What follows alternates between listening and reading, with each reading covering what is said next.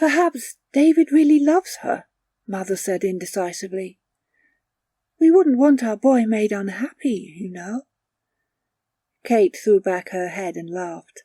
The lamplight glinted brightly on her long, strong teeth. Of course he does, she cried in her raucous voice. Of course he does, desperately, enormously. Otherwise, why would he want to marry her? From the ceiling of the dim, raftered room came the obedient echo. Marry her, marry her. Kate's always been in love with her brother, Lance said from the other side of the room. Lance was thin. David had never known anyone as thin as Lancelot. She really must learn to watch out for it. Our family names will check, not Volson, Catherine. Everyone laughed. A bright glance of understanding, of shared, familiar mirth rippled from face to face. Only Kate, rumbling in her throat, refused to see the joke. No offence meant, Catherine, Lance said with a touch of haste. None at all. But it was agreed long ago that David was the only one of us who could pass for more than a day in the outside world. He has certain qualities which make him remarkably, outstandingly attractive to the opposite sex. There's no occasion for heart-burning. Whatever it is he does for us. But if he really loves her, Mother repeated, staring down at the worn greenish webs on her hands. If he really does. It was time for David himself to speak. I like her, yes, he admitted, more than I did any of the other ones. But that makes it all the better. As Lance said, whatever I do for the family. You're a good boy, David, Mother said with a smile.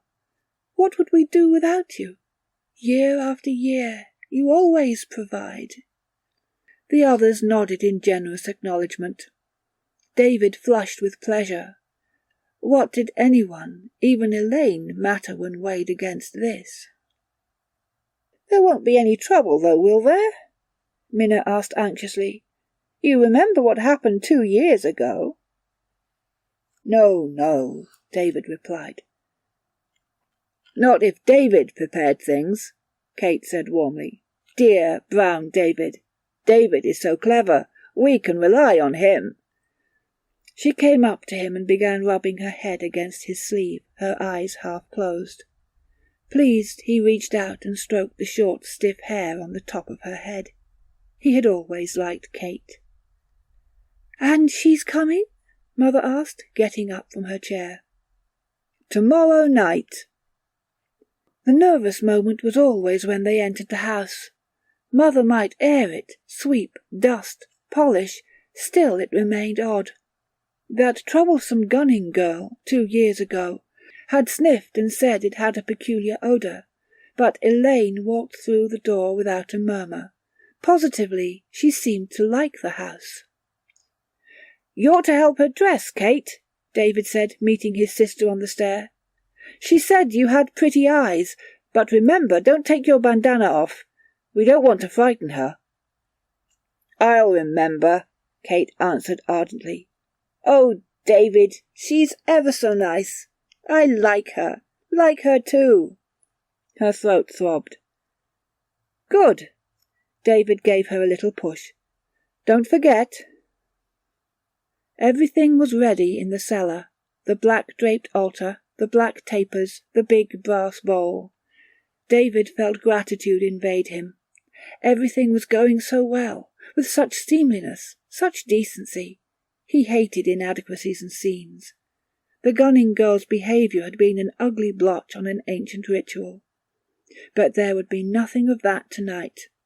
He felt a sweet inner surety. Mother came down the steps while he was still kneeling. I forgot the henbane, she explained. Minna was worrying. She took a fat-bodied flask of mottled greenish pottery from a cupboard. David, you're sure it won't be too hard on you? Giving Elaine up? No, he, David nodded in the direction of the altar, likes it better that way. I know. Sympathetically she took his hand in her cold, indented one. "Dear David," she said. Elaine was wonderful at dinner that night. She ate, she drank without urging, laughed at Lance's jokes, seemed not to notice Mother's hands. And how beautiful she was! Her arms were whiter than ivory, than parchment, against the black stuff of her dress. Her mouth was dark wine, her hair shone like black satin on her head. Kate, who was serving, was obviously enchanted with her. Once she forgot, and rubbed slowly against Elaine. And Elaine, brightly, affectionately, smiled up at her. Now came the delicate moment, delicate in spite of the henbane, which should have made Elaine responsible and suggestible, when Mother suggested that they go downstairs. But Elaine stood up quite as if one's prospective mother-in-law always invited one to visit the cellar after a meal. The cellar stairs had been mended since last year.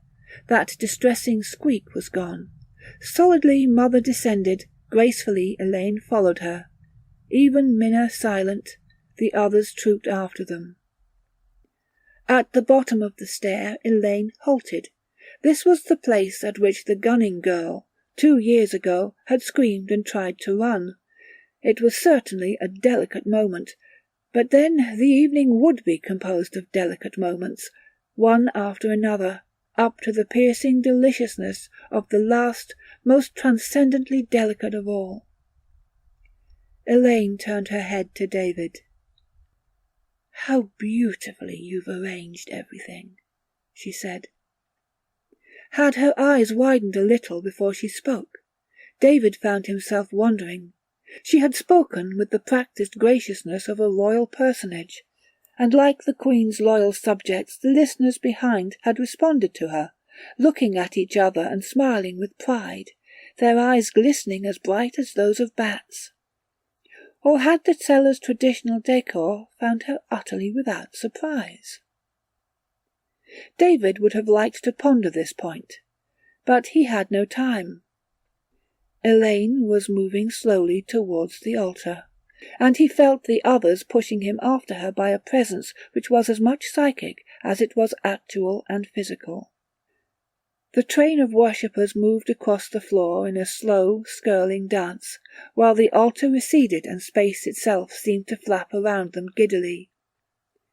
Then David and Elaine were on firm ground once more, and facing the cross with the impaled toad. The chanting came softly up to them. Elaine let her cape glide slowly from her shoulders to the ground.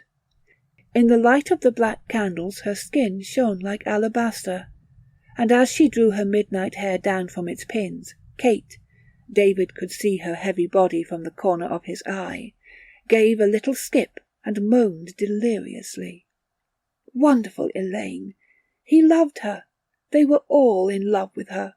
He felt himself flooded by an emotion that was only the more poignant because he could not be sure whether it was basically anguish or bliss. The chanting grew louder. It was time. Half stifling, David took over the role of celebrant. He was submerged in emotion, drowning in it. In the midst of his passion he clung desperately to the words and symbols of the ritual, and wonderfully, unbetrayingly, the rite mounted from climax to climax in the old vertiginous way. There came the moment when he picked up the knife. "Kneel," he said to the beautiful, wonderful Elaine, and Elaine, smiling faintly, reached out and took the knife from him. Did Kate gasp? No, there came no sound. And the strangest thing was that there was not the least change of emphasis, even when he knelt and she held the basin before his throat. The strangest thing was that nothing was in the least strange. No, not even there was there strangeness. Whatever he had done had been done for the family. Year after year he had provided. Tonight, too, he would provide. The knife in Elaine's hand was descending. Relaxed and gratified, David closed his eyes.